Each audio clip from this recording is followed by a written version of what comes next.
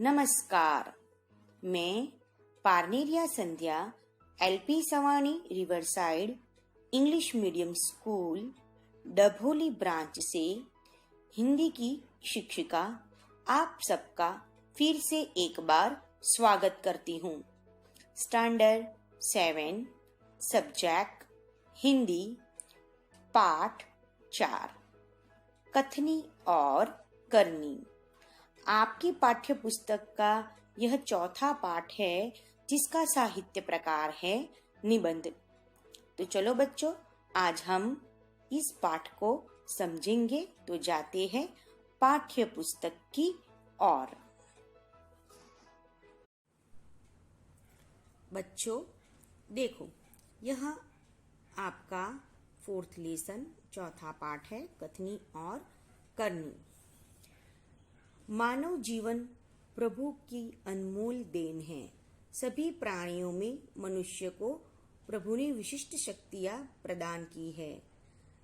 ठीक है, इसलिए वह संसार में बहुत ही अच्छे ढंग से जीवन यापन करता है, यानी कि वह अपना जीवन अच्छे से बिता रहा है। मगर सभी लोग हर समय सही काम नहीं करते हैं। ऐसा कुछ जरूरी नहीं है कि सब सही ढंग से सब काम करे, है ना। कोई बार मनुष्य कहता कुछ और है और करता कुछ है। कई मनुष्यों को कथनी और करनी में अंतर देखने को मिलता है। इस बात को प्रस्तुत निबंध में उजागर किया है। देखो बच्चों, हमको मालूम है कि हमें कई बार बड़े बुजुर्ग या फिर कोई भी व्यक्ति हमें सलाह देते हैं कि ऐसा मत करो, वैसा मत करो, लेकिन वह खुद ही ऐसा काम करते हुए हमको दिखाई देते हैं।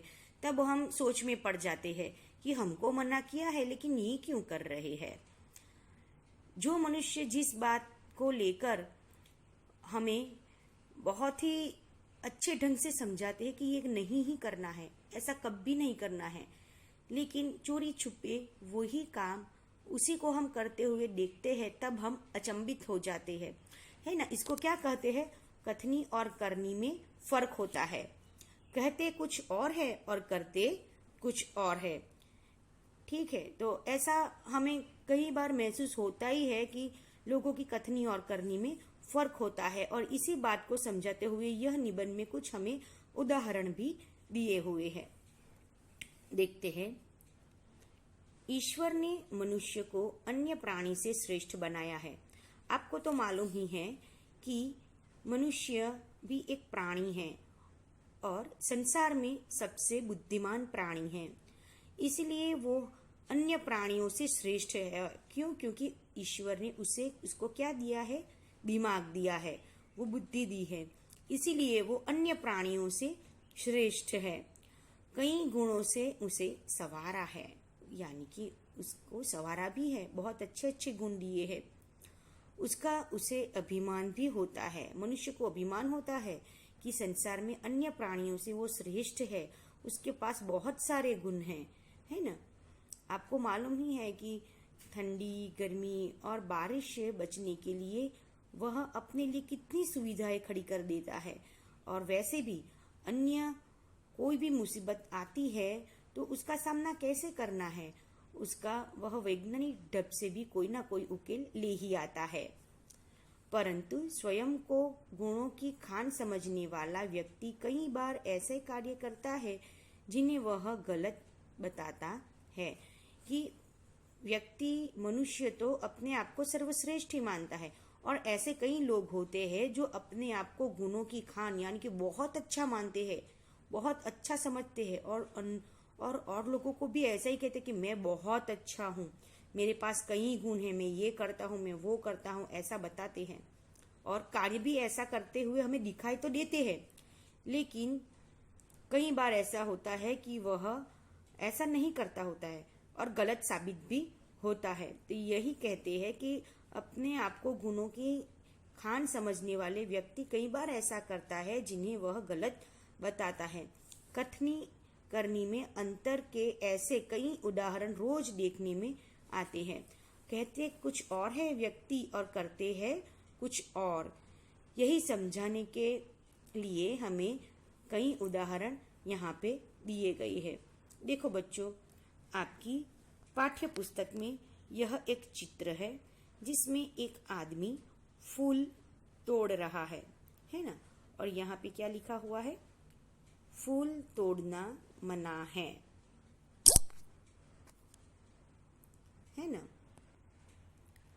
ऐसा आपको कई बार अनुभव हुआ ही होगा कि नो पार्किंग लिखा हुआ होता है ना, उसी के नीचे सबने पार्क किया हुआ होता है ना। जहाँ थूकना मना है वहीं पे सबने बहुत पिचकारियाँ लगाई हुई होती है कि नहीं? आपको मालूम ही है कि जहाँ कोई नियम का बोर्ड लगाया हुआ होता है उसी के नीचे नियम को तोड़े जाते हैं। चलो अब हम देखते हैं कि क्या उदाहरण दिया गया है। बस्ती के बीच सरकार ने पार्क बनाने की जगह छोड़ रखी थी। बस्ती यानी कि जो वसाहत होती है वहाँ पे पार्क बनाने के लिए जगह रखी है।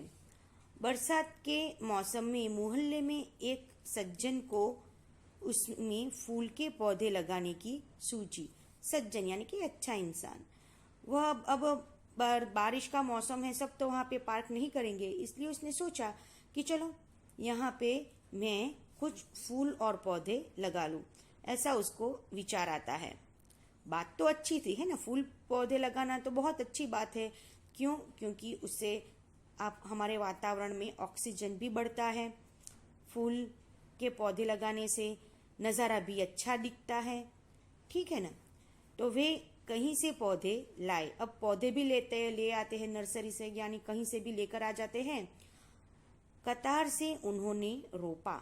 कतार यानी कि एक के पीछे एक अच्छे से उस सब पौधे को उसने लगाया। किसने? उस सज्जन ने।